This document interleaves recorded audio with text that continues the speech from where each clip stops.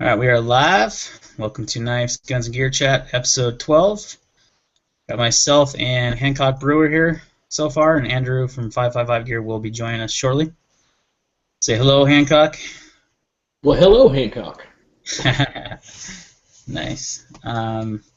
So far, I don't know if we have any viewers, so we did have a couple people in the comments earlier today, so I'm sure we'll have some viewers. We had a pretty good turnout last week. Was it just you and Andrew last week? I didn't even get to go back and watch. Yeah, it was. Yeah, it's just us two. I sent Bill an invite. I figure if he wants to join, he can join. If not, then that's fine too. Oh, that's cool. Yeah. So we're going to be talking about, well, we don't have any viewers yet, so I'm not going to say much. We can just ramble for now until we get some viewers. Well, I finally got to where I'm decent with a whetstone now. Oh, yeah? Yeah, my big, I've got all these knives and didn't know how to sharpen them. Yeah, I've never really done a whetstone before. I usually use like a sharp maker or I had that KME sharpener and stuff like that. Some of those guided systems. I don't really have a free hand. I'm sure I could if I wanted to, but. Well, I've got one of those, what do you call, Lyman sharpeners. Hey, it's Bill. Hey, what's up? What's going on, man? Oh, not much. Just dealing with this crap. Good to see you. It's been a while. Yeah, I just been haven't been motivated to do much lately. I'm starting to get back to normal. I still have my bad days, but I mean, it is what it is, I guess. Yeah. Well, I'm glad you joined. I sent you invites just in case you wanted, you decided you felt like up to it. So. Yeah, well, I watched the chat last week, but I watched it. I think it was Friday during the day because I didn't have nothing to do Friday, so I was just sitting around the house and I watched it. So. Cool. But yeah, I figured, well, what the hell? I was doing some stuff. I was like, you know what? You had said last week that you had sent me an invite. I didn't even check last week. And I'm like, well, maybe I'll check to see if he'll send me one. I said I'll get on tonight. So. Yeah. Well, good to see you, bro. But yeah, I'm trying to get my finances back because I had about $1,000 worth of vet bills, and I only owe $50 more, so I have that paid off next week. So. Good. Yeah, I definitely understand the financial thing. The engine in my car just went bad yesterday. Yeah, that's not good. Not at all. No, it's not. Got a lot of those unexpected expenses that come at the worst times, right? Yeah. Yeah, but at least I found it's a wrecked car that they rebuilt. It's a '06 Kia something, little hatchback sporty looking thing. I think I'll pick it up for under $4,000. 4,000. Yeah. Nice. So Andrew should be joining. He might be having issues. I sent him a couple invites, but he said he was on his way though, so he'll be on here shortly. So we'll have our full crew back for the first time in a while. Yeah. It's before Thanksgiving. Yeah, it's been a while. That's cool. Really cool. We got a lot of stuff to talk about tonight too. Andrew brought up in a text message, and Bill, I need to get your cell phone number so I can add you to that. But because we do like a little group text every week now to make sure everyone's going to be on the chat. Yeah, but I think I only have Hancock's number. That's the only person I have. Well, yeah, Hancock, you can just add him, or maybe just text me his number if he's as long as you're cool with that, Bill. But oh yeah, that's fine. Okay. So we're going to talk a lot about SHOT Show. SHOT Show is going on right now. I'm really bummed. I was actually trying to get to that this year. You can get media credentials as a YouTuber. There's quite a Really? few. Yeah. I don't know if you have to be a certain size channel, but there's a few channels around my size that are there that I know. Yeah. So I think it's possible. I didn't try, and I wanted to, but I never just kind of got around to it. So I'm really bummed because I've been following a lot of people on Instagram and Facebook, and then been posting all these SHOT Show pictures, and it's just, I want to be there. Yeah. Like at home. So what's up, Andrew? Hey guys, how's it going? Hey, what's up? Welcome back. Yeah, figured I'd try it. Sorry about your dog. Yeah, I appreciate it. It was the toughest decision I had to make, but he was just, he had surgery and everything, and he had surgery the week of Christmas, and he was doing pretty good, and then he had a catheter in him, and then when they took the catheter out, he went back to not being able to pee and stuff. So they didn't really know exactly what was going on. He apparently his prostate was swollen up, and it was pinching off his urethra, so he wasn't able to empty his bladder. So, and it just after the surgery, after they removed the catheter, he just kind of started going downhill again after that. So I was like, I couldn't. He was miserable. He couldn't get comfortable in that. So I had to do it. How old was he? He was 10. Yeah. But I had a female, and well, she died a couple of years ago, but she was about 13, 14 years old when she passed. Yeah. But I'm trying to get, because pretty much my life revolved around him. So I'm trying to get into this new thing of, not having him here. So, Right. I get kind of confused a lot, like I said, yeah, he was just, he was like my kid. So. That's tough. I had to put down my husky. She was 13 or 14 years old when we put her down. So Yeah. that was a rough decision. I've got 2 dogs now, and yeah, I'm a big dog lover myself. So my lab's like 8 or 9 years old, so he's kind of getting up there in age, and I don't know. Yeah, I'll probably eventually get another dog, or probably 2, but not yet. Not ready for it yet. Yeah, I don't. When it's time, it's time. Yeah. We'll be ready for it. So, right on. So we were just kind of chatting, Andrew, what we're going to talk about tonight, like your idea of SHOT Show. And I was just telling him how I'm having some regrets of not going. I'm only like 5.5 hours away, and I could have got a media pass. I know. And you know what I was thinking? I didn't realize this until today, actually, that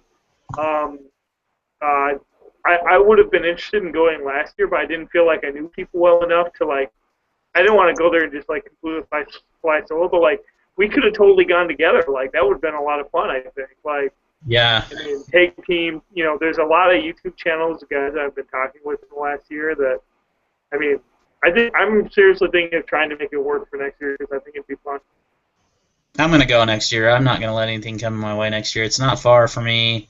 I have a cousin that lives down in Vegas, so if I have to, if it's like a financial thing, I can stay down there. I can drive down there pretty cheap, Right. I just, the late Boy Scout's down there, and he's from Utah too, and I was messaging him on Instagram, and I'm like, did you drive down? He's like, yeah. I'm like, oh, we get a carpool, like, dang it, like. I know, yeah. So it is what it is. I'm pretty bummed. I've been telling my wife's getting sick of me here, and looking at my Facebook or Instagram, being like, oh, I wish I was there at SHOT Show. There's all this cool new stuff, and so many YouTubers are there. Living Survival's there. He's always on our chat. Yeah, I've been watching his. Swiss Army Zippo's there. Budget Bug Out. Yeah. Tons of guys that I know on YouTube, man. And I'm like, it's so fun, It's such a good. You've got team guys there. You've got gear guys who just do knives. Yeah. Gun channels, lots of gun channels. There's, there's some. They have a media day where they go out to the range and shoot all the new stuff. How fun would that be? I know, that looks amazing. That looks like an amazing time. So kicking. There's some great AK news that came out too, like like all the Segas and Vepers. They're going to open a factory in the States, so they're going to start selling the Segas and the Vepers again later this year, and also the Polish Radom is going to start building AKs here too. Awesome. And then I think Palmetto State Armory is coming out with their line of AK, and there's going to be this plethora of AKs made in the U.S. Didn't I see somewhere that Mossberg is making an AK? I think 22. so. I can't remember what, but I think I heard something about that. But I know Magpul has came out with some decent AK mags where they're steel reinforced, and they Magpul's got some new AK furniture that's going to come out. But yeah, that's one of the things we're going to talk about tonight. Was a lot of this stuff. So, and AK stuff was definitely on my list, and I was hoping you'd join, Bill, so you could. I'm going to pull up their website right now and see if I can share it on the chat. It's worked before, and then it hasn't worked other times, so we'll see. well, I noticed you had on your preview for the chat, you had said something about talking about SHOT Show, and I follow AK Operators Union, and Yeah, me too.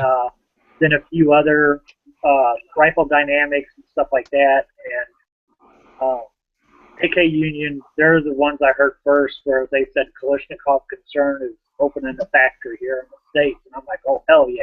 Yeah, I know. Yeah, that's Because they're talking about, like, having, because I can't remember if it was Sega or Vepper was going to introduce a line of 9mm AKs, and then the sanctions happened, so they're gonna start producing those, which I want to get a 9mm AK.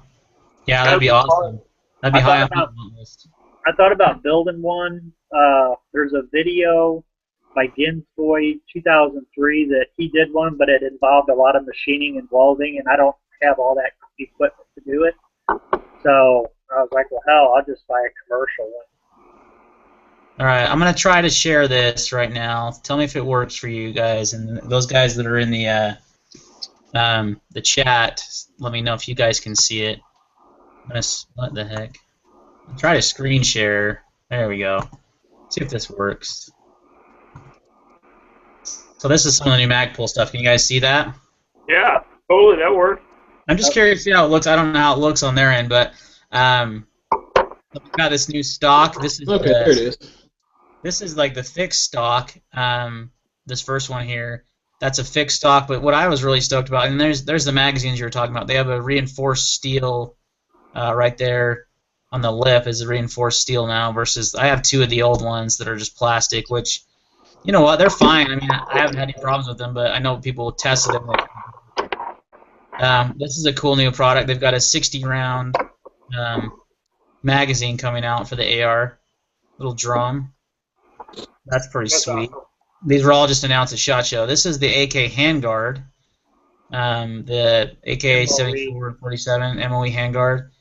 That's gonna be nice. The grip's gonna be nice. I have a lot of this stuff on my AR-15, and it's great stuff. But I think the most exciting thing is this right here, is this folding stock. Man, it folds to the right, which is genius, instead of the left, because you got those scope rails on the left of most AKs, Yeah. and there's a lot of really good new mounts out. Like RS Products has some, Midwest Industries has a good one that sits really low. Oh, there's a good picture of that soldier right there, and see how it's folded to the right, so you can accommodate having an optic on it. Right. I mean, I've never understood why a lot of the AKs, like the Arsenals and stuff, they fold to the left, and I'm like, hi, that's right, and they don't have the rail, and so that's real. I think that's a really cool new product from Magpul. I was stoked to see all this stuff they're bringing out, and it's not that expensive. I mean, I think that stock's. Here's a good picture of it with the handguard, and then they've got the Ultimac rail on there, which I've used on the AKs, which is good. I'm pretty stoked because I just got a new AK actually. I was gonna show it off tonight, so I will. Let me stop sharing. Oh wait, it says present to everyone. I wonder if you guys are the only ones seeing that. It says stuck on trooper. Hold on. Okay, now somebody in the comments, let me know if you guys can see that. I'm sorry that. Yep. ET knives. I know you can see it, bud, but I'm talking about the people that are out there in YouTube land. Yep. These are the ZT knives coming out, but I wanted to stay on the Magpul stuff. Can you guys see that now? Yeah.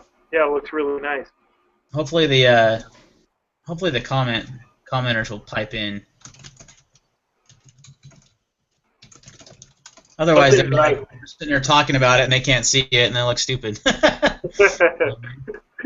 It looks amazing if you can't see it.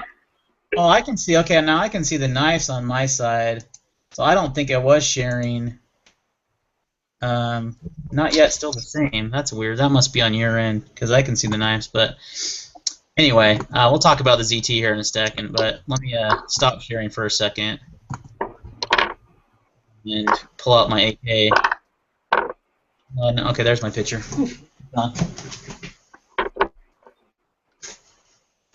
And Bill, I'll give you like 2 minutes to identify it. Not even 2 minutes. I'll give you 30 seconds. Bill wins. Looks pretty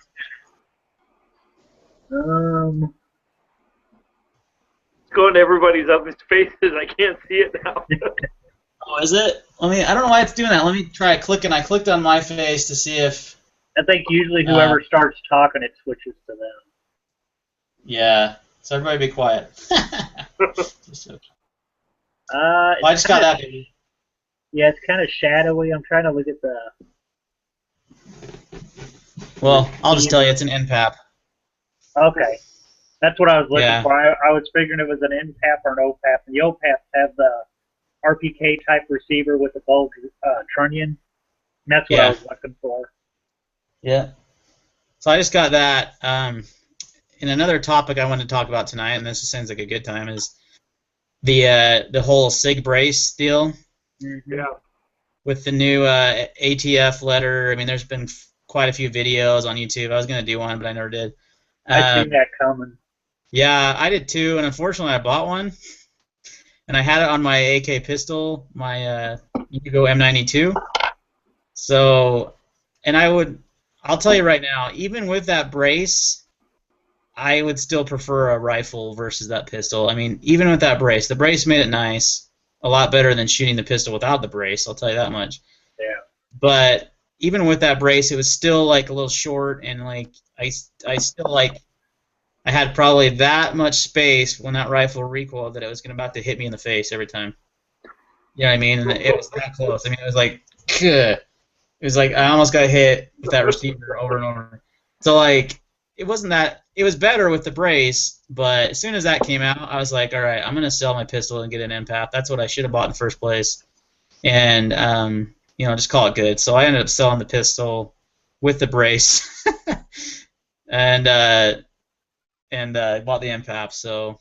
Well, I mean, I was watching people doing videos, and they were shouldering it and everything, and I'm like, well, okay, well, this isn't the way it was designed. I know the ATF had a few letters, but some people were saying, yeah, this is a way to get around paying a $200 tax stamp and this and that. And it's like, why don't you be discreet about things? And then somebody wrote the ATF.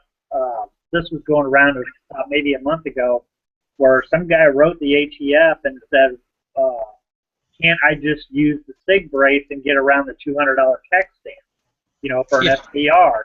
It's like, are you a freaking idiot or what? Yeah, let's go poke the bear with a stick. Let's try that out. I mean, just everybody was, flooding the ATF with these letters and stuff, and and now it's like the letter that they just put out, they said that all the other letters are null and void. That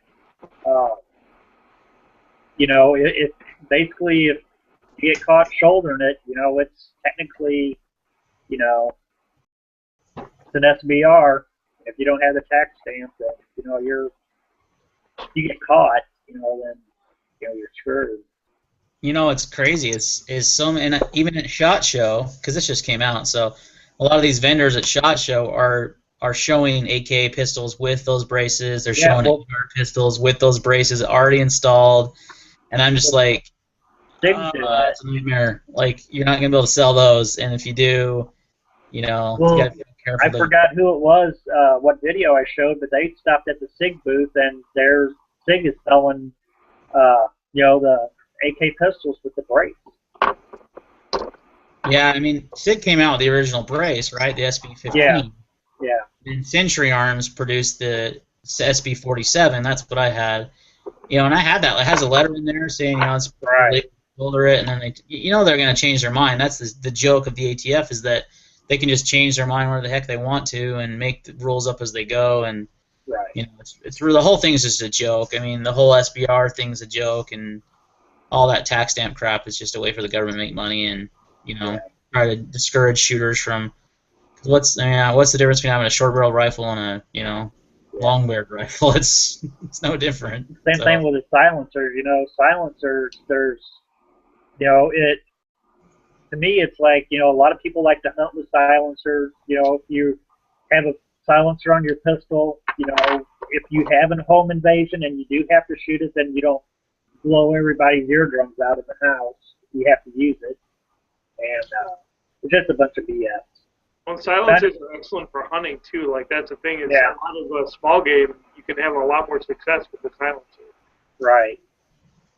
Because I know in Illinois, I've been doing some research on this lately, but I guess in 2013, Illinois is allowed to have SBRs now. We can't have silencers, but you have to have a curio relic license, which that's like $30. It's no big deal, but I'm checking this one thing out to where you can go through a trust, and because otherwise I think you have to have your police chief of your town sign off on your tax stamp. So if he's anti-gun or he doesn't think people should have SBRs, then he can deny it, which is bullshit crap anyway. But so I'm checking this out. I got a few lawyers that are supposed to be contacting me, and I'm going to get the whole thing. I might do a video on it.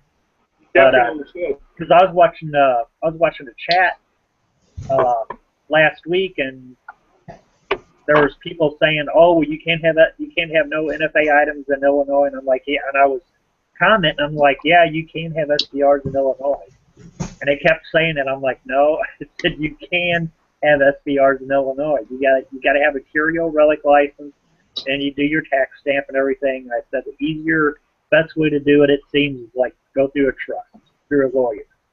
And I don't know what, I know there's some lawyers that will do the trust thing for you for about $100. So. Well, that's not bad, and you can transfer that trust to any of your family members and everything, so it's legal for them. Yeah, and then plus, like, if you want to get other SBRs, all you do is just go through him, and it's already set up.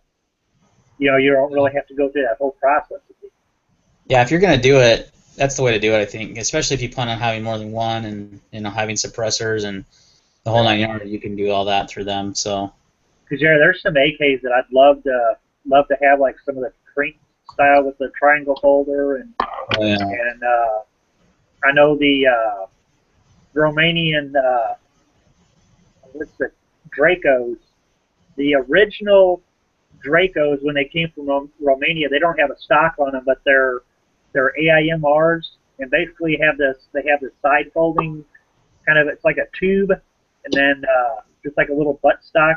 JMAC Customs is making a reproduction of them, and I think only 50 of those original stocks were imported into the United States. So he's got 3 that he's reverse engineering on, and they're going to be about $300. But those were the stocks that originally were on the Dracos. So that's what I kind of wanted to do. I was like, that would be an awesome SBR. Yeah, I mean, I thought about keeping that pistol and then doing the SBR and then getting an actual stock, but for me, it's like it comes down to being impatient. Right. I have $200 that I've got tied up that takes months of time just to get the tax stamp back, and I just. Well, I've heard some people waiting up 6 to 8 months to get their tax stamp back. Exactly, and that's just for me. I'm like moved on to a new thing by then. Right. Yeah. That's why I've never done it, but.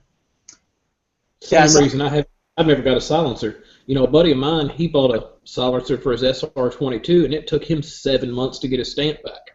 Yeah. Exactly, and you have to buy the suppressors are a little different, I think. You have to buy the suppressor from a dealer, and then they basically hold it in their safe for you until the trust or the form comes in. Yeah. You're tying up like $700 or $800 bucks or whatever. How much? It depends on the suppressor. You can get cheaper ones, but you know what I mean. You're tying up a lot of money, and having nothing into it, and that's what kills me. I'm like, one of these days I'll do it. Yeah. But so yeah, SHOT Show got lots of cool products. The AK stuff I'm stoked about. I'm gonna get all that AK furniture, and hopefully it works the NPAP. I don't see why it wouldn't, but yeah, you try might that out. want to check because the Yugos and the Serbians, they're kind of different from all the other AKs.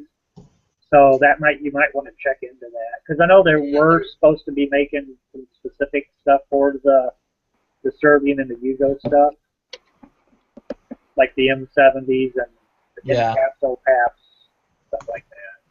Yeah, they don't come out till March anyway, so hopefully by then there's more, March or April even, there's more info on, you know, what guns they work with. Magpul's usually pretty good about that, like on the 500 and 590 stuff for the shotgun. Yeah. You know, they came out and said, look, these don't work with the 500s unless you have an older style. You have to, you know, I did a video on that. You have to have the different, oh man, I can't think of what it's called, transfer bar. You know, you have to get a longer one for the 500 to use the furniture. Yeah. But I did a video on that whole process. It's actually pretty easy, not a big deal. So I'm sure hopefully they'll do the same thing, and hopefully, yeah, it is compatible. Because I mean, I would think they would be. I think the NPAP is probably one of the best-selling AKs right now, and that and like the Century Arms, the C39. Yeah. Those two are probably their better-selling AKs, and it's really good quality. I mean, the M92 pistol is very similar to the NPAP anyway. It's just a pistol variant, really. So yeah, those were brought in. They didn't do nothing to those because pistols, 922R does not apply to pistols. So those are all original Serbian parts. There's no American-made parts on there. That's right. You're right. I forgot about that. Which is really cool. I'm an AK purist, so I mean if I can have all original AK, you know, like from country of origin, that's what I'd like to be able to do. I mean, 922R, that's another, you know, regulation that needs to go away. I mean, I've never heard of anybody getting busted over it, and it just seems like it would be impossible to enforce. Yeah, I don't know. I've never heard anyone getting in trouble for it either, but it is ridiculous. You're right. It does need to be abolished completely. I mean, on my builds, I do, just because I don't want to be that guy they make an example of. Exactly. And the whole thing is like, just be discreet. Don't go out and say, oh, well, you know, I you know, screw 922R. It's got all the, you know, military surplus parts in it, and you know, doing videos on it and stuff. That's how people get in trouble.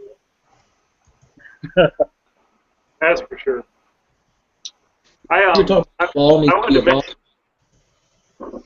Who's that now? Is that you, Hancock? Go for it. Yeah. You're talking about that law needs to be abolished. Have any of you all stopped in and looked at Artisan Tony's thing he's got going on, the repealedgunlaws.com? Yeah, I'm signed up for that, for their newsletter and everything. I haven't joined yet, but I plan on joining that. And then there's the NFA Alliance too, that's doing some good work. But yeah, I went ahead and joined. I just was curious if you all hadn't heard about it yet.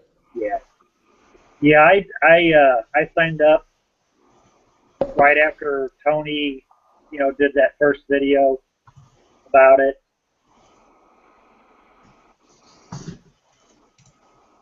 I heard about it, but I haven't looked into it, honestly. I saw it show up.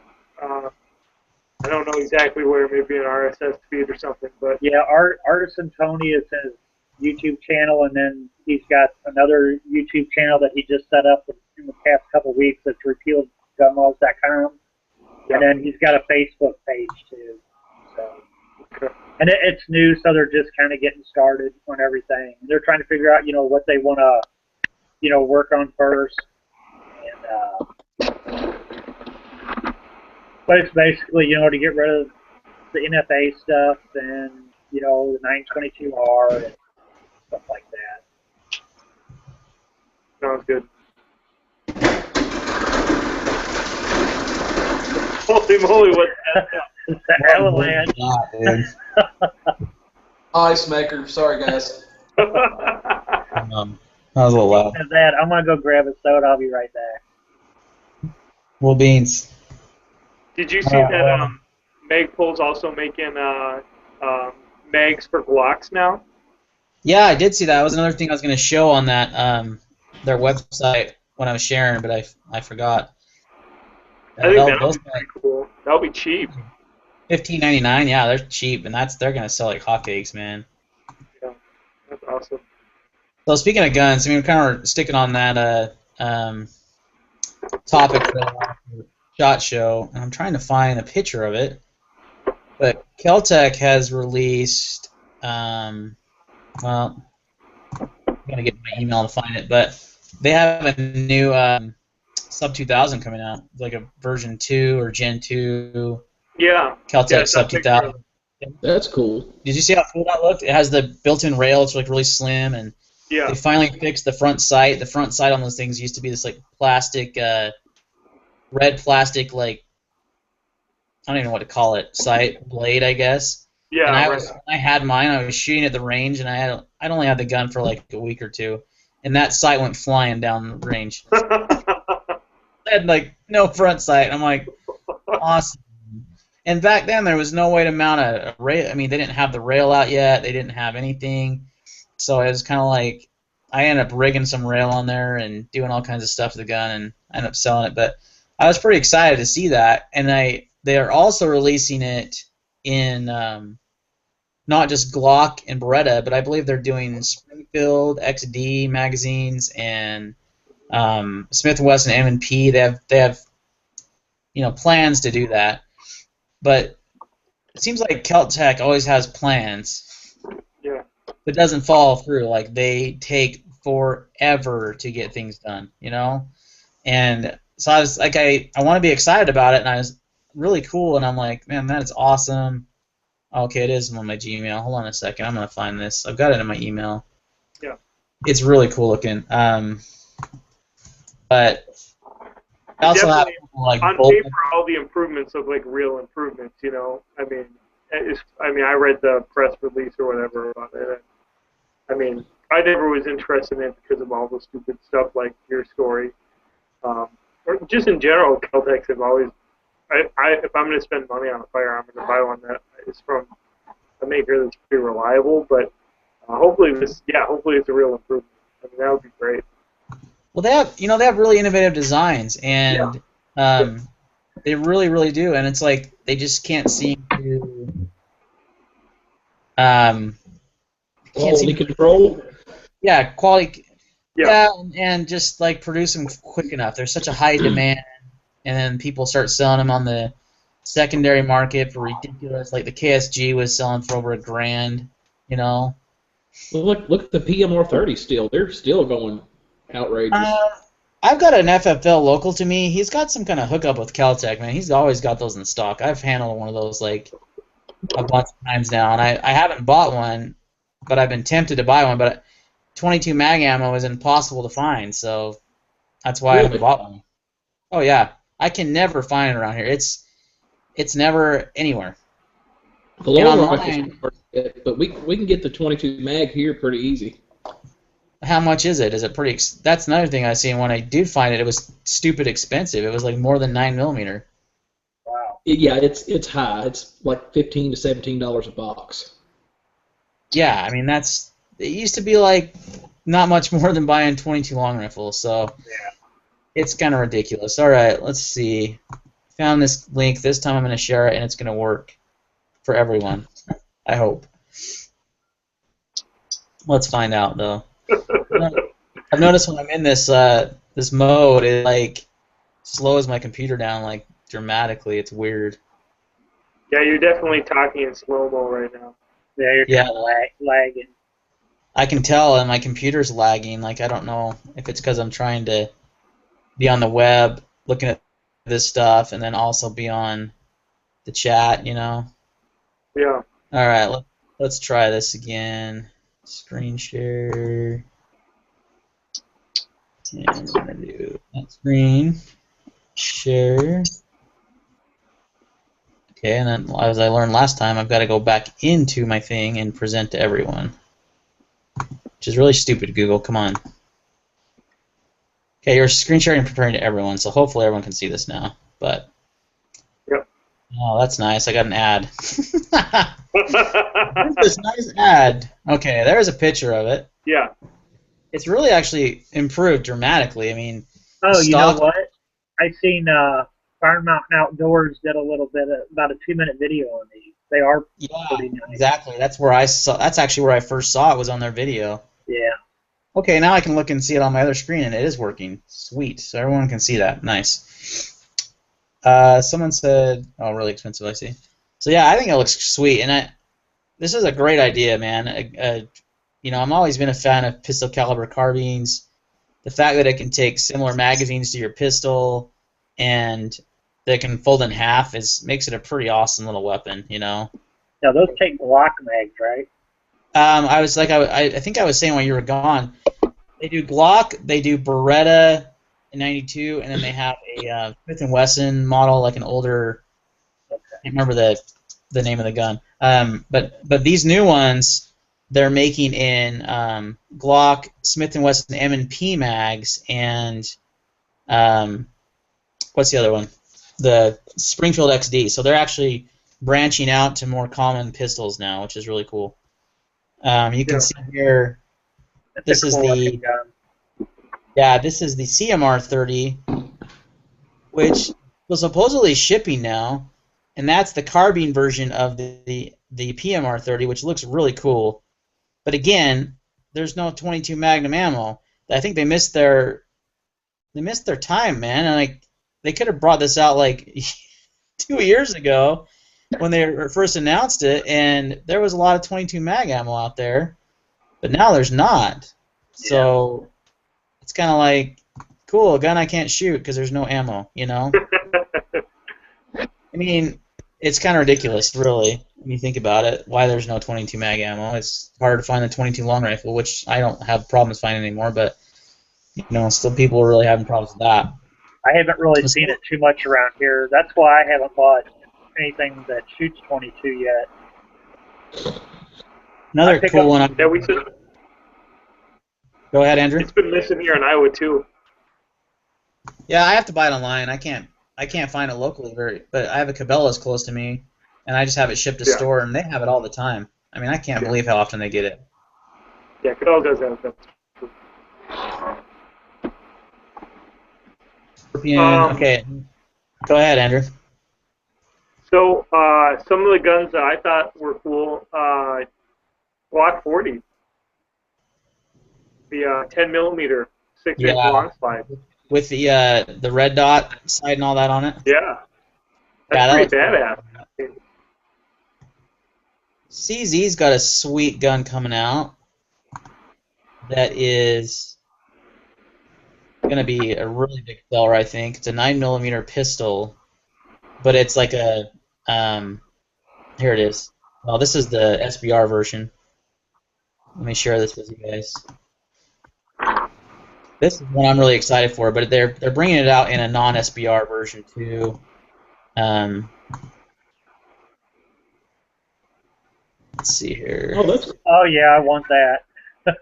Well, without the stock, I mean, you can SBR it, obviously, but they're bringing it out without the stock also, and it's just going to be a pistol. So imagine that without the folding stock on it. I mean, it's pretty slick. It's 9mm. It's designed off the Scorpion design. It's going to be about. I've seen people. There's a gun shop called Prepper Gun Shop. If you guys have ever heard of that. I don't know why they don't have the. I wonder if it's under the pistols, because there's actually pistols. I mean, it's that same version without the folding stock, and then they're making it like super easy to add a folding stock from them if you want to SBR it. See if it's in here or not. Well, those are all 75s. I saw pictures of it. Just picture that one without the folding stock, and that's going to be available. And I saw them selling for about $8.99. Or it was maybe it was $7.99 or $8.99. It wasn't too bad, and they're 20-round mags. That's pretty slick. That's one that's like high on my want list, man. Yeah, really high. Pretty cool. Yeah, I'm a big 9. You know, I like the 9, and I have all kinds of 9mm guns, and that's just one more gun to add to the same caliber, you know. Right, for sure. Gun-wise, I think those are like the big ones. I mean, Caltech did have a couple other ones, like their new RF. What are they called? They're like little bullpup rifles in 223, and I think they had an AK variant. But they're supposed to be pretty pricey. I mean, like almost like buying a Tavor. It's like you might as well just buy a Tavor because you know it's going to be better quality. Yeah. You know what I mean? And you'll be able to find one a lot easier than a Caltech. So. Did you guys see the DP12 bullpup, the double barrel shotgun? No. I think I did. Is that the one with the rotating mag? Holds like 16 rounds. Yeah, it does hold 16 rounds. I don't know about how the mag works. I just saw a video with Late Boy Scout. I mean, he's been doing a ton of coverage, and it's interesting because it's you only pump it you only have to pump the shotgun every 2 shots. So you pull the trigger twice every time. I mean, okay, I think that's the same one. Yeah, so looks like a nice firearm though for sure. So you pump it every 2 shots, and that would throw me off. Yeah, it was kind of a weird manual of arms. I mean, that was the thing that they explained in the video with Late Boy Scout was basically you have to pull the trigger for every barrel, but once you discharge both shot shells, then you cycle through. So kind of interesting. I mean, I like all these bullet pump developments that are happening. I mean, that's kind of what we're talking about. I think the bullpup is a really interesting platform, and I'm really glad to see all these new designs coming out. Yeah, I like the bullpups, but I'm a left-handed shooter, so if the bullpup doesn't have, ambidextrous, where you can switch, the ejection port, then, shooting a bullpup for me, it's going to shoot, eject right in my face, so. I think the Tavor, doesn't the Tavor have that? Doesn't it have I think so, yeah. Yeah, there's a few bullpups that have that design. That gun's so high on my want list, but man, it's so flippin' expensive. I just couldn't justify the price of it. Yeah. I mean, I had an ACR at one point, which they're really pricey too. That modular design, kind of like the Scar, but Bushmaster ACR is who made it. And it was actually kind of Magpul's design. There was that whole thing. And I had one of those for a short period of time, and I'm like, this is just basically an AR-15 that costs like a lot more money. But with a Tavor, it's the bullpup, and it shortens the rifle so much, and it's so handy. My FFL down the street from me, he's got man, and I've been down there just kind of manhandling him, and just playing with him. I'm like, man, this is so nice how short and compact it is, and it just handles so nicely. And I'm like, Judas, it's $1,700. Yeah. I'm like, oh, I don't know. That's a lot of money, and my AR is great, so it's hard for me to justify it. But so let's switch gears a little bit. Let's talk about some of the new knives coming out at SHOT Show. One thing that I'm really curious about, Andrew, do you know anything about that Leatherman watch? Yeah, the thing's called the Tread. Yeah, that was pretty cool. I'm definitely buying it for sure. So I guess it's a 25 tool bracelet. Yeah. I mean, you haven't heard of it. And it's got a lot of just this sort of standard Leatherman tools. There's 2 different versions. One that's just the bracelet with the tools, and then I guess they're putting out what sounds like a pretty nice quartz watch on it. I mean, they're saying it's Swiss. $600. $600 for the watch. Yeah, it's not cheap at all. I mean, it's definitely it's not that expensive compared to a lot of Swiss watches, and even Swiss quartz watches. I mean, it's right in the range of what you pay for a Swiss quartz, depending on what kind of brand you were buying, like a Tissot or a Hamilton or something. But I thought that the design of the watch face was actually really good. I mean, looked very readable.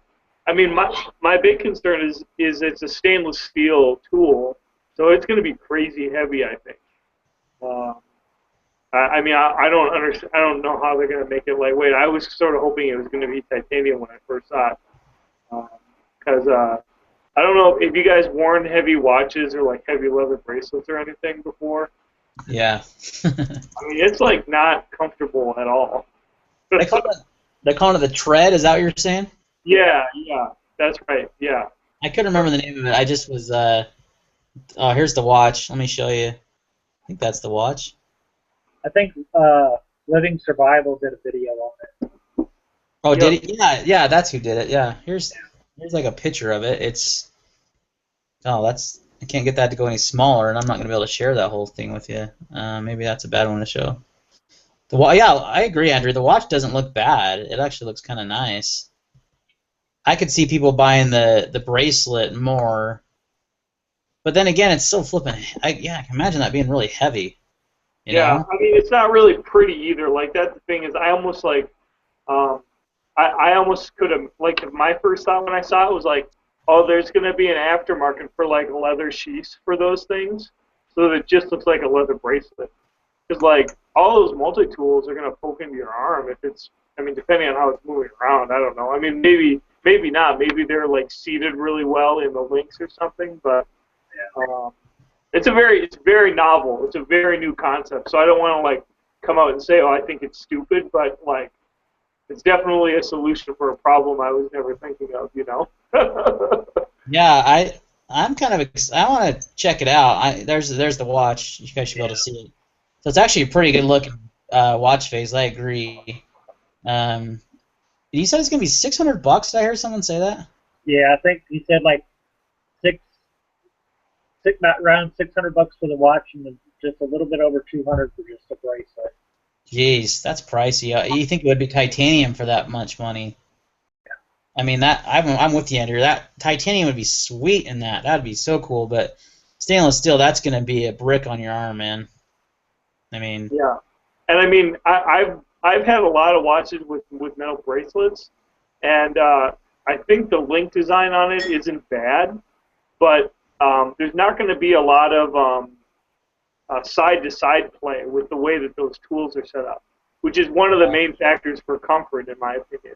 Because every time you bend your wrist like this, you want the bracelet to give a little. I think that's not going to be. I mean, the thing is I don't know how easy it will be to do like heavy lifting with something like that on your wrist, unless you wear it pretty loosely. Which, I mean, the times I carry a Leatherman are when I'm doing chores and stuff. So, I mean, I know that they're marketing it as like a travel tool, which is definitely going to be like something you could wear, you know, in an airport or something. But like, I've got a little style CS if I want to take a Leatherman, you know, into an airport or whatever. The ones that are airport compliant, I forget which one it is. So I'm intrigued. I'm very intrigued. I don't want to say that I think it's stupid outright, but different, way different than big surprise in my opinion. Hancock keeps jumping on and off the call. He must be having internet problems, or not the call, but the chat. So, yeah, I'm gonna share the new ZT knives that are coming out because there's some once again they just take the show for knives. I mean, so many different models every year. They just tend to like just blow me away, and I just didn't think, oh, there he's back. It kicked me off twice. All right, I'm going to share this with you guys, and then come back and share it with everyone. Maybe I'm going to do that. If it'll let me. There we go. I wanted to mention, too, you know, the Leatherman came out with the Signal, too, which is like a survival multi-tool. Like, that's pretty interesting, too. Yeah, that's another one that Living Survival did a video on that has like a diamond rod in it or something. Yeah. I mean, definitely something for like a get-home bag or something. Like, I mean, if it's as good a quality as all these other Leathermans, I mean, I'm sure all the new features are going to be awesome. Yeah, man, that is so hot. 0808. Isn't that just beautiful? Oh man, I just drooled over this, and I love the size. It's not too big and heavy. It's just barely over 4 ounces. It's like what I think a 3 1/4 inch blade. Let's double check. Maybe 3 1/2. 3¼ inch blade, 4.3 inches closed, 4.3 ounces. I mean, like titanium bearings, S35EN steel, like Rexford design. That thing's gorgeous. I will own that one. You can I mean, tell. that's got just a fucking sick blade profile. Like, that is just an amazing blade shape. Then there's this one. I think I'm most stoked about the 450 though. That's going to be EDC amazing. Like, that thing is just Oh, such yeah. a great... That's like a 3-inch, right? It's 3.25 also. Oh, it is, But okay. the handle is just right at 4 inches, I think, so 4.1. So it's about the same size as a small Sabenza, which is my perfect size knife. I mean, I love it. So it's like a titanium. I mean, it's like a Sabenza flipper almost, but it's designed by Sinkovich again. So it looks like the 454 in a small. And I loved that design of that knife. It was just so big, It's just a huge knife. So this Yeah, is that looks awesome. much more EDC friendly. The weight, look at that weight, 2.9 ounces. Ah, Yeah. I'm drooling over that, man. That's like perfect. I mean, Yeah. that is my sweet spot right now. $200 is cheap too. I mean, That's the MSRP. See, that's going to come in at probably 150, 160 at dealers, dude. Yeah, right, exactly. I mean, that's like way undercutting the Spyderco titanium frame locks that came out last year. Yeah. I mean, it's like very, very, very. I mean, I'm a big Spyderco fan, but like these pretty much look like vastly better value. I mean, S35VN too. Like, I mean, man, like that's a great steel. Like one of my favorite steels. Oh, I mean, and that remind me, Andrew, when we're talking about this, we were going to talk about this tonight. The whole value thing, that Spyderco conversation kind of reminded me of that. So Yeah. I mean, yeah, you can't beat that value. That's insane. Like, I can't believe they're bringing it to market. And this one's pretty sweet too. This is a little less George collaboration that they're doing. That is going to be a pretty cool looking little deal. It's got kind of a nice belly on there on the blade, Yeah. That looks like a competition for the Spyderco Chubby right there. Yeah, but I think it's actually a lot bigger than the Chubby. Oh, is it? Yeah, I think it's pretty close in size. Yeah, it's a little bit smaller than that 450. It's just barely. It's got a 2.7-inch blade, but it's almost 4-inch handle. So. I see. And weight-wise, ratio. It's about the same as the Rexford. Okay. But I just like how that it's just all titanium. It's real simple. I'm just they blew me away for every year. You got this new Emerson model, the 630. I like that Emerson a lot. Like, I've been holding off on the ZT Emerson because of the Tanto, but like, I pretty much need to get that. I'm surprised they're not coming out with it in a carbon fiber version again. Yeah. We'll see. Maybe they will. Yeah, there wasn't really any limited editions announced, were there? I don't believe so. I mean, the Hinderer 392 hasn't come out yet still, and that was supposed to come out last year, and that's the next one. Yeah. That's the limited run. Now this is the Sinkovich again, the 452. It's bigger. I think it's about the same size as the original 454. And so that's a bigger knife. It's going to be carbon fiber, but look at that price. Yeah. It's so good. I mean, they're just killing it. And they're made in the USA, guys. I mean, that's the thing. Like you said, Spyderco is making these knives in Taiwan, and they're charging like $300 for S30V steel, and they're not even making in the US. So they got these cool new pens coming out. Did you see these? Yeah, I haven't checked out the pens yet. Let's take a look at them. Yeah, this is just one of them. It's it looks like it's titanium. I'm guessing PI on there. So I think this has a lot to do with Rick Hinder being, so in bed, so to speak, with ZT and Kershaw. He makes those nice. So you got a built-in blast. Yeah, it is titanium. So like a self-defense type pen. $225. That's pretty pricey for a pen. What's the length on that? The length. Let's see. 3D machine body. That's cool. Weighs 1.5 ounces. That's so light. Oh my god. Yeah, that's very. 5.3 inches. Right in the rain ink cartridge. I mean, that's pretty sweet. If you if you're big into pens, it's pretty pricey, but it's right around there, same price as a Hinder titanium pen.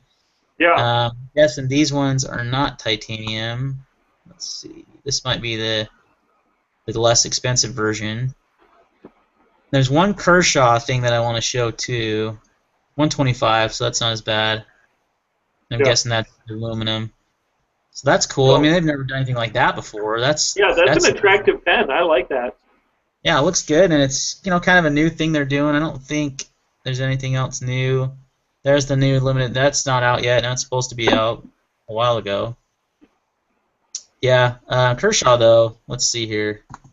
Change gears, and they have this cool little hatchet tool coming out. That man, it just. I was like, I would have designed it just like that. You know what I mean? It's just something I've kind of been wanting. There it is, right there. It's first thing on their page. Right. The personal axe. It's cool. Oh wait, where'd it go? Click on that. Find out more. There we go. This screen sharing thing's pretty cool. I'm kind of getting into this, I mean, yeah, it's helpful. You're not seeing my face or anything, but you're seeing all kinds of cool stuff. So you got the axe, you've got a hammer, you've got a nail like puller, pry bar tool. Then you got these little hex deals here, all in one little tool. It's called the Tinder, looks like, and it's going to be $45 MSRP. That's just awesome. Yeah, that's so cheap. Yeah, I'll have one of those. Yeah, that is sick, man. That's just a cool little tool to have it in the campground. Have one of those in the back of your car, for like an emergency. Let's see here. It's got multifunction pry point, nail remover, bottle opener, set of 4 hex tools. It's kind of got cheap steel though. 3CR13. It's not the best steel. ZT has one coming out, but it's more tactical kind of looking. I like the practicality of this one better because it's just seems a little more practical. But something you could keep in your camp. Here's some new Kershaws. We'll just kind of breeze through these real quick.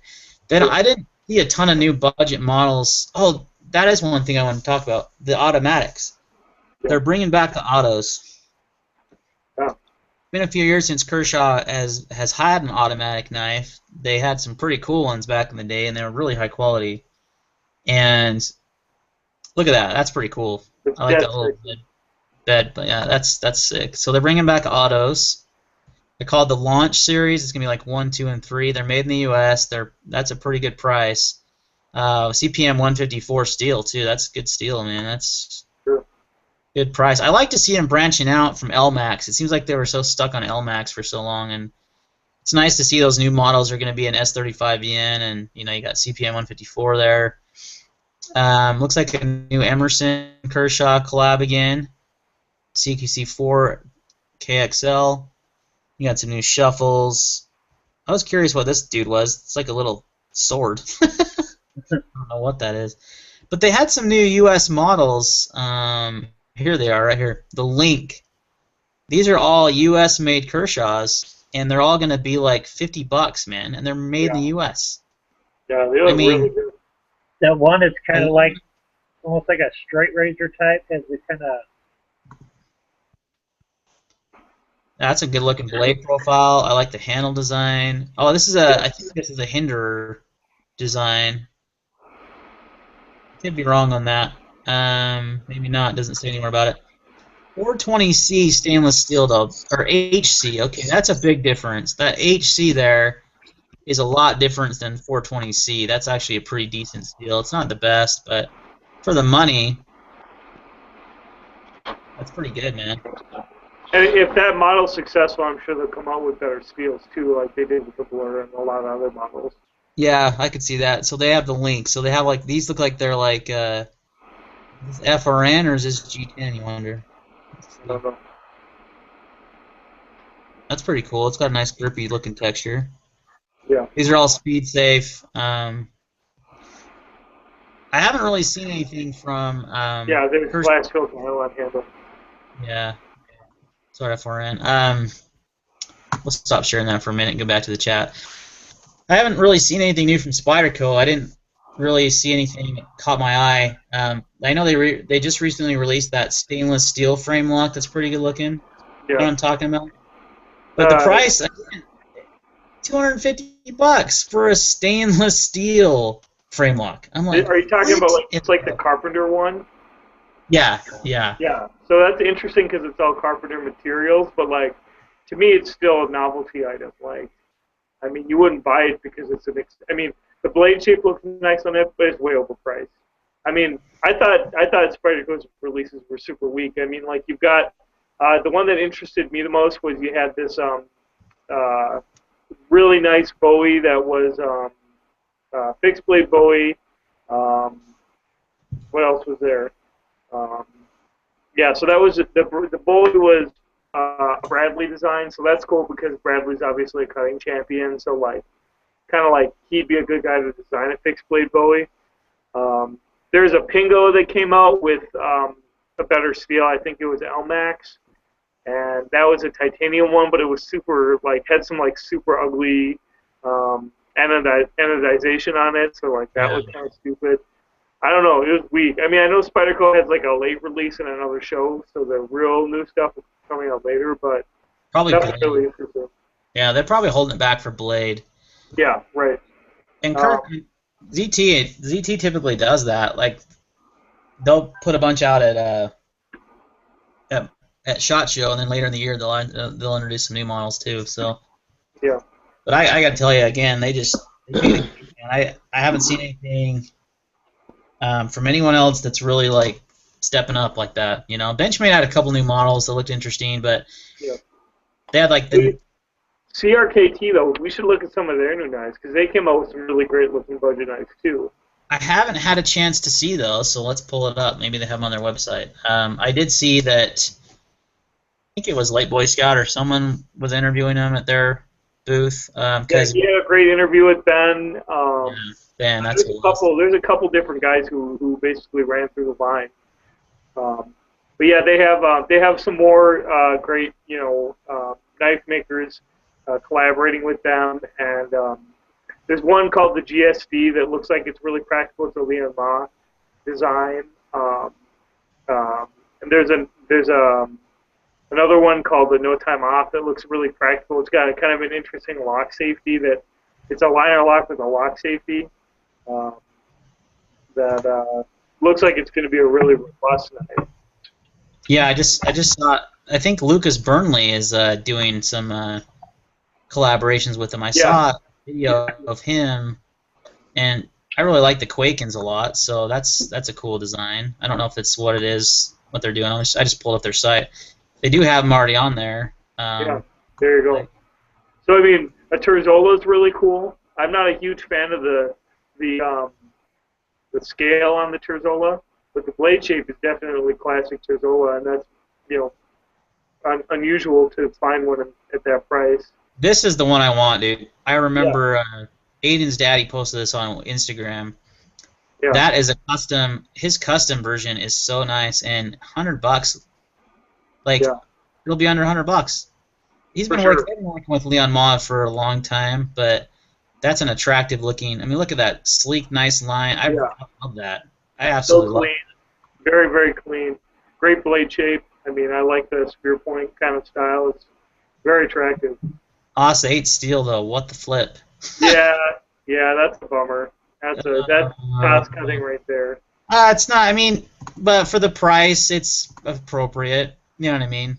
Yeah, right, for sure. I mean, I'm sure you'll be able to get these for I mean, $50 on sale and stuff if you go to the right places. So, I mean, I don't mind AS 8, relatively speaking, amongst the affordable steels. Like, AS 8's pretty reliably sharpenable and stuff. And, but yeah, what an attractive knife. I mean, looks like the clip design is really nice.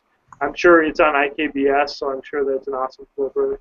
Yeah, you can see the little emblem right there. Yeah, there you go. So it's very solid. Heavy. It weighs 5.8 ounces, which it's not that big of a knife. So I'm kind of curious why it weighs. Is it stainless steel or is it? It's got to be stainless steel. It's not tied. It can't be that tied. That sounds awful heavy. Yeah, it's stainless steel. That's why it's so heavy. Okay, it's not titanium. I was kind of excited, but I thought for the price, there's no way they're doing that for $100. Yeah. Titanium. Let's see here. Anything else? I want to see those Burnley knives. I think they're fixed blades, though. Yeah, they're fixed blades. These dudes right here. The Curie. The Sting by A.G. Russell. That's interesting. A.G. Russell's. Didn't know there were. There's a little squid. Let's check this one Yeah, out. Squid looks cool. That's a Mhm. production version of a custom. Yeah, Lucas Burnley, 29.99. So that's a good budget model. It's looking so it's pretty small. Yeah, you're only 2.19 inches open or closed. That is teeny. Yeah. I don't even know you're getting 2 fingers on that little baby. Yeah, that Liang Ma design is gonna be a good budget one. Yeah. This they've always got some good Brian Ty designs. I'm not so keen on his designs, but the Ty Raid that looks kind of cool. It's got a Yeah. really complex grind on it though. Yeah. Multi grind. 8CR13 MOB still though. I mean that's. I guess I thought maybe CRKT was stepping into higher end a little bit because they made that Canyon knife. Oh, it's What's it escaping me. called? Yeah. You know what I'm talking about though. Yeah, I do. Apostle P's just modding it. What the heck is it called? I can't. The hijinks. The hijinks. Yeah, there you go. Yeah, that's the Terzula. That's kind of cool looking. That's different. Kinda, It's definitely very Terzula. I don't know how. I mean, like the weird. I mean, the dragon head thing. It's kind of like that's like a tramp stamp right there. yeah, dude. Like I'll pass on that. That's good stuff. A tramp stamp. I love it. That is funny. Yeah, here's that little other one you're talking about. No time off. Literally. Oh, that's a Flavio Icoma. He's always got interesting stuff going on too. Yeah, he's almost pretty much eccentric, I would say. I mean, at least his style is very eclectic. But the way that this lock works, I read an article on it by Anthony Scalambrini on All Outdoors, and I guess it's, or maybe it was his Everyday Commentary blog, I forget, but it was on his, he wrote an article basically explaining that it's CRKT has their lock with the M16. That's a real pain in the ass to like actually operate. Yeah. So this one, I guess, is just like you pull down and then you push the lock aside. And like he was saying that it's actually pretty intuitive, and I mean it takes care of some of the concerns about liner lock weakness. So it looks like a knife I might recommend to like my brother who's a car mechanic or something. You know, who's just gonna wail on his knives and they're gonna fail because he's doing the wrong kind of stuff with them. Yeah, definitely. Well, so there's some exciting new stuff coming out this year. It's gonna be a fun year to be buying stuff and guns and knives, man. It's gonna be a good year. There's gonna be a bunch of broke people out there too. Yeah, well, that's how it goes, man. That's how it goes. Yeah, we keep losing Hancock. He texted me saying he's problems with the internet. So. Did you guys see the new Emerson knives? There were a couple of Emersons that I thought were probably worth talking about too. I haven't. I did see one.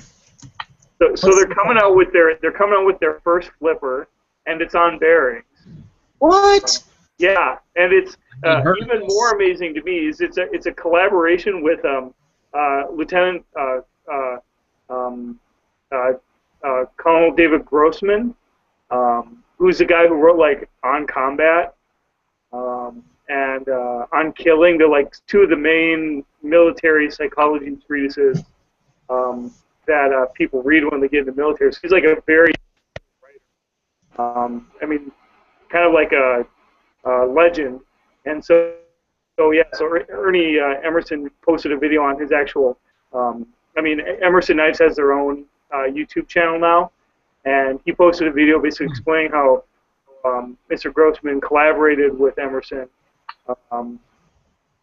and it looks pretty cool. They have two different versions. One's a Bowie, but the spear point one looks really nice. I haven't heard about this Emerson flipper. That's awesome. They're coming out with. I think they're coming out with two of them actually. One of them. One of them's called the Range. I've got it written down here. One of them's called the Range Master, and the other's called the Iron Dragon. Yeah, I saw the Iron Dragon. Yeah. But the Range Master looks really good. There's a spear point version, a Bowie version, and the spear point looks friggin' like I'm very interested in that one because it looks really, really attractive blade shape. And I can't get their website to cooperate with me though. It's not working. I can't scroll down on it. I don't know if they're up on their website or not. Sometimes these companies don't put them up there yet.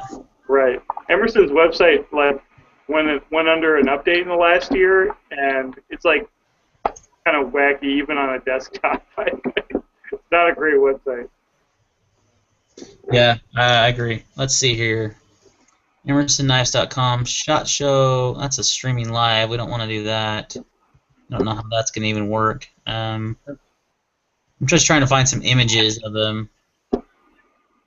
Let's probably call them Benchmade. Streaming live again. Let's see here. Well, let's see if we can get some images results. I haven't heard of this flipper, man. You got me like super intrigued now because that sounds awesome. Yeah, I think it's called the Rangemaster. So I don't know. Just Google like Emerson Rangemaster and see what comes up. I've got like so many pages open. My internet's starting to freak Here, out. let me see if I can get. Can you share from your screen? I don't know if I can, but here, let me see if I can just. I don't know if you had rights to or not. Oh, okay, here's a picture of them. It's not very high quality though. Maybe it'll get better quality. I can see the flipper tab though. You know, when it's shut or when it's open, I can tell that there's a flipper. Oh yeah, here we go. Okay, I got some, dude. Hold the phone. Hope our viewers are enjoying this. Sorry, I haven't been paying attention as much to the comments. I kind of have been, but trying to do the sharing stuff is kind of taking my attention off of there. So I apologize, viewers. Present to everyone. Let's see here. So I think these are it, Andrew. They look like it. Yeah. So. That's the flipper right there. You can tell. There's Yeah. the tap. I don't know if you can see my mouse or not. Yeah, So that's got a cool Bowie shape. I like that. Yeah, definitely. And I mean, he said that I mean, it serves as a guard, which I mean, obviously is true of every flipper, but it actually makes sense with an Emerson, right? Yeah. I mean, a lot of them have big choils anyway.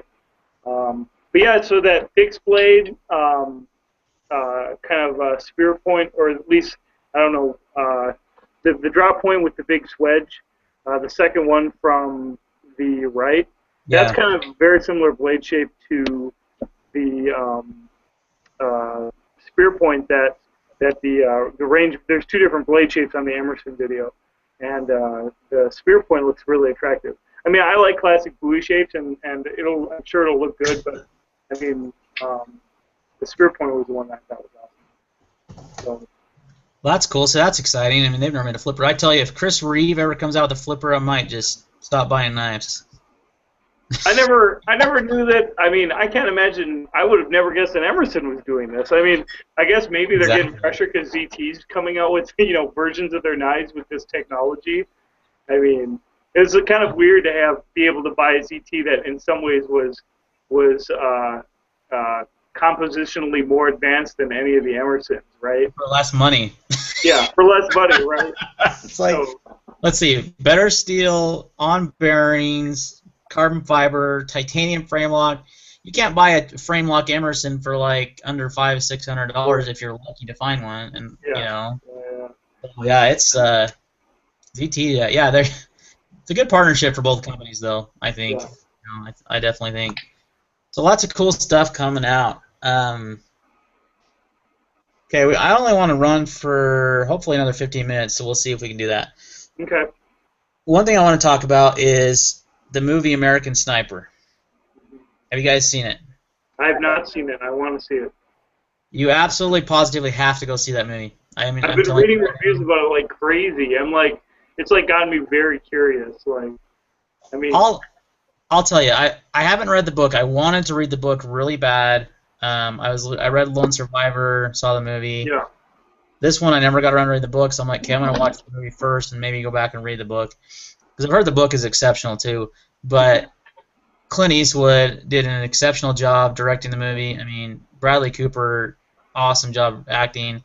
The whole story is really great, and at the same time, you just had like I've never been in a movie theater in my life that was so quiet. The entire movie, everyone was silent, And then when we left, like at the end, I won't give it away because you're gonna see it, but they show some things from like his life, kind of real life, not the Yeah. movie, and it's kind of at the end of the movie, and the silence carried out like as soon as the movie ended, even after all that, everyone like had this like it's almost like out of respect or something.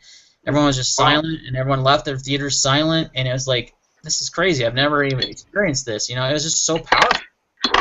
It really was like a very powerful movie, and the fact that Michael Moore, that stupid fat ass, and a couple other idiot celebrities have said comments about, Michael Moore came out and said, "Oh, snipers are cowards." Yeah. Okay, and the only reason why he said anything is because the movie has broken like box office records. It's got like $105 million in its first weekend, like crazy. And I think he's just pissed that he's never made a movie that's done that. His movies are crap anyway. But he just comes out and he's like this freaking 400-pound like fat guy that's calling these snipers cowards. It's like, are you kidding me? I guess he hasn't been in the press much lately, so he wanted a little PR. And what they say, any good what's the word? What's the saying? Any press is good press or bad press. Yeah, exactly. I don't know if that's what he's going after, but he's just like a real live troll. Like he's descended from the troll race.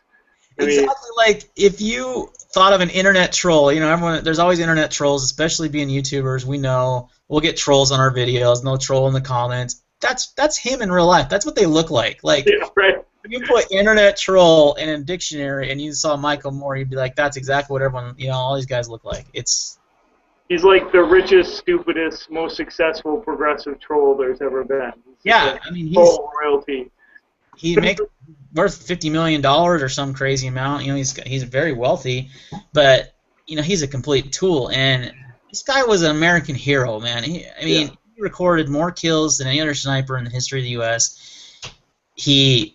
Not only that, the thing that he did after he was done serving his time. He did 4 tours, and he was going through a little PTSD. They kind of covered that in the movie a little bit, and he really went and helped a lot of veterans, and he took them to the shooting range and he kind of taught them how to shoot and kind of like just kind of counseled them and talked to them and helped them like get through that, and that's that's awesome, and unfortunately that's what ended up costing him his life, Yeah, right. But it's that's what's crazy to me. That's how he died, because in the movie you will see him.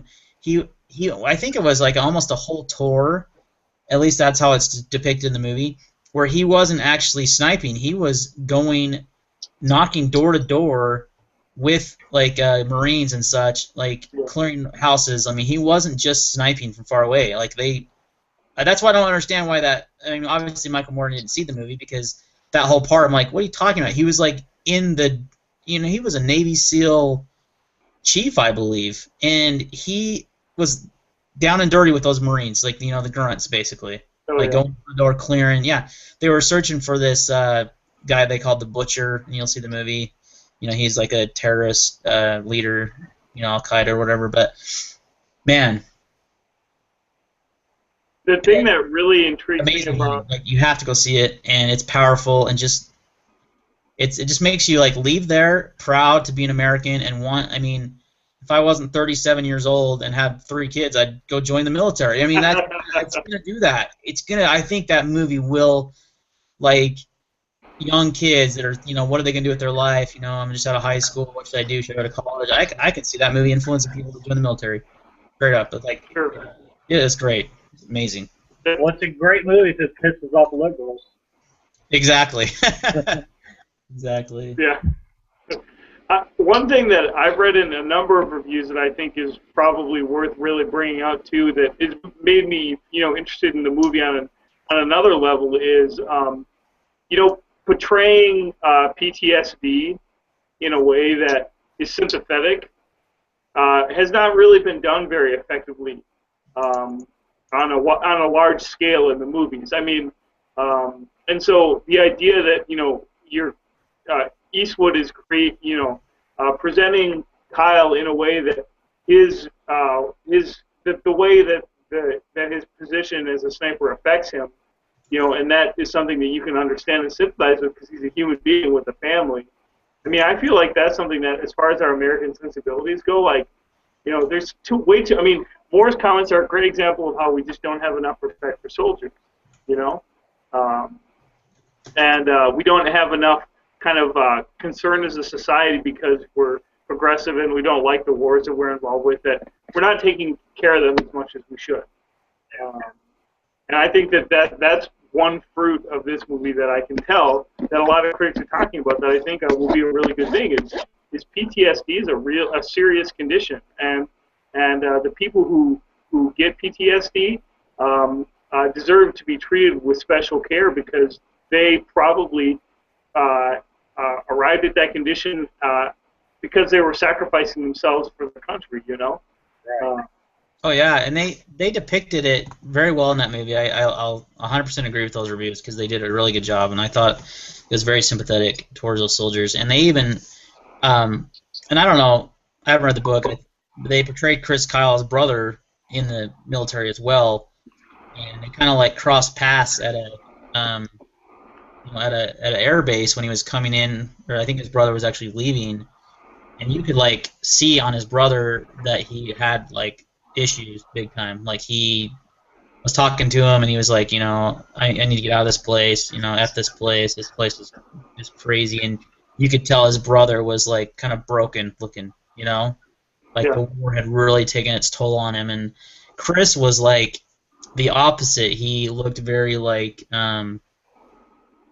just like it wasn't bothering him, and that was like one of the things that caused conflict in his family life, I think, with his wife, is that when he'd come home, he'd kind of be just distant, and be gone, and it's like he didn't realize that he was actually going through it. And on his last tour, and I don't know if this really happened or not, but it was really cool in the movie. He called her, like, and they're in the middle of this battle, and he's on his satellite phone. He called his wife, and he's like, "I'm ready to come home," and he had.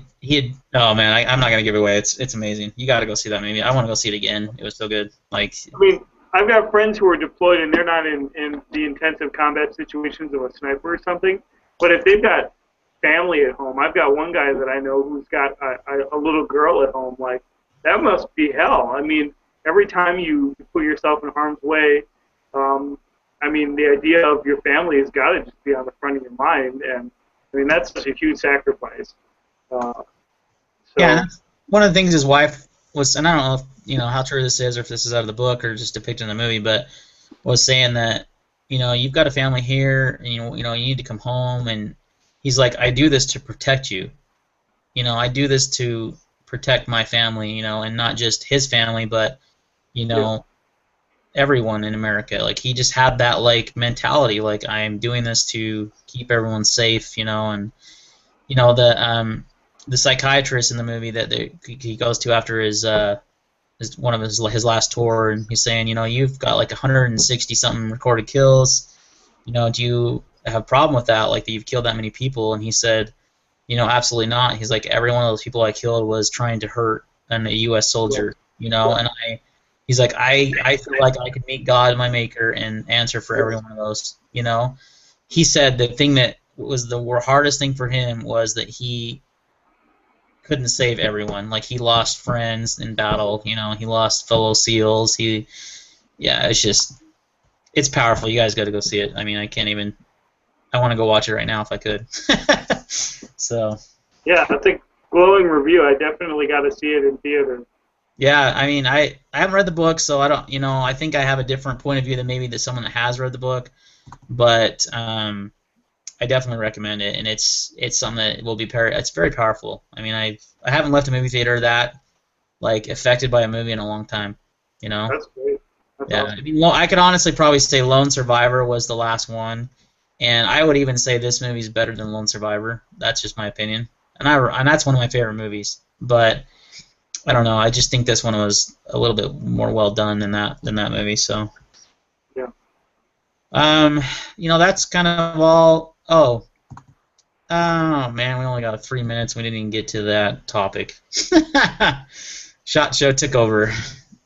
I rambled for a while on that movie.